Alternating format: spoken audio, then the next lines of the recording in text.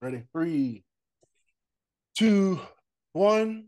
Welcome back to another Tar Heel Illustrated podcast. You're probably watching this on our rapidly growing YouTube channel called Tar Heel Illustrated, but remember, you can also catch us on Twitter at Heel Illustrated, on Facebook at Tar Heel Illustrated, and obviously my favorite website on the internet, tarheelillustrated.com, where you can become a member for only $8.33 a month. I'm THL staff writer Brandon P. Joining me today is our director of football recruiting, Miss Dina King. And Dina, we are here for another football commitment podcast. This time it's Mr. Luke Masterson, a three-star offensive tackle from Nashville, Tennessee. He stands 6'6", 270 pounds. So Dina, just give me your thoughts. What are your thoughts on Mr. Masterson committing today?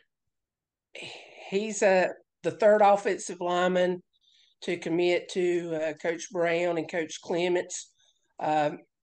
He's North Carolina's been one of his favorites through the recruiting scene for him. He was at the open practice at Chapel Hill last Saturday, so he's basically the second guy to commit from that attended that practice. Daniel Anderson committed earlier this week, so he's a solid player. He's number 29 in Tennessee. He picked Carolina over Duke, Georgia Tech, Vandy, Wake Forest, Wisconsin. Had a pretty good offer list. So huge pickup. Um, he has always had a love for UNC. His dad went to law school at Carolina, so he's grew up or being a Carolina fan, watching Carolina basketball and Carolina football. So huge pickup for Coach Brown and Coach Clements today. Yeah, and now Dina, this is the second commitment this week that the Tar Heels have gotten from the state of Tennessee. Now, I've heard you and AJ talk about how Tar Heels are expanding their footprint, because you remember when Mac Brown first got to Carolina, it was we're going to put a fence around the state and we're not going no unless the player is special. We're not leaving the state of North Carolina, but that's clearly has changed. So can you just speak on that?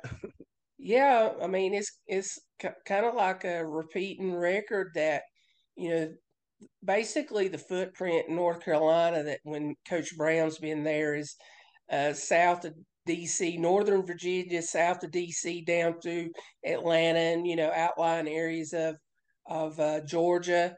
But we've seen here this year that North Carolina has gone a little bit farther south down into the Florida regions. They have recruited Florida some, but they've offered some kids in Florida and got a running back commitment from Davian Galls from uh, down in uh, Hollywood, Florida, I believe, and then getting two commitments from the western part of the footprint, heading out towards uh, in Nashville and Memphis, the two latest commitments. So, um, you know, it's a regional kind of a regional thing now. North Carolina has a good brand, and Coach Brown is from Tennessee, so I picked the other day. He's going back to his home state and getting some of his fellow volunteers that live in that state to come join North Carolina. Well, let me ask you this, because we mentioned his offer list earlier, and I've also heard you and AJ talk about the how North Carolina is changing up the style of players that they recruit. When you listen to his offer list, you hear schools like Wake Forest, Vanderbilt. Sounds very academic, and then Derek Anderson, who committed earlier this week, also had some Ivy League offers. So is that academic? Is that a intentional strategy by the coaching staff to get like some academic kids into the program? When Matt Brown recruits you, it's for a 40 year. He tells you it's a 40-year decision because football is not forever. So you're going to have to fall back on a good education that you're going to get at UNC. So a lot of these kids that they're talking to, they're offering, or they have similar offers lists. I mean, I've seen a lot of kids that they've offered have Vanderbilt, especially in the Tennessee, the state of Tennessee.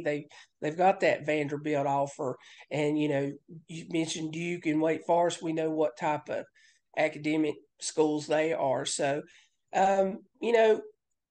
kids that pick North Carolina, they pick it for the whole thing, the Whole football package. program, Mm-hmm. the whole package. Yeah, like you said, academics, because they know, once football is over, they can go back on that education and go to, um, you know, a field that they possibly majored in or whatever. I mean, you've seen it because NFL's.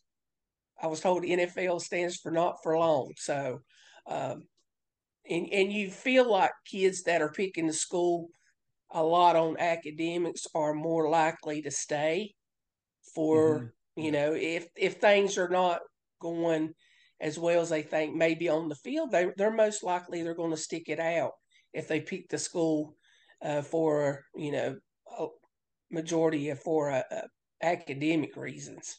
Yeah, for sure. And in this day and age of the transfer portal, I think you have to the academics have to be important, and you have to get kids who want to be at UNC. And it sounds like with Luke Masterson, Tar Heels got both of those things in one player. But Dina, Yeah, I think yeah. that's a good. Go ahead, go ahead. I I'm asked sorry. him.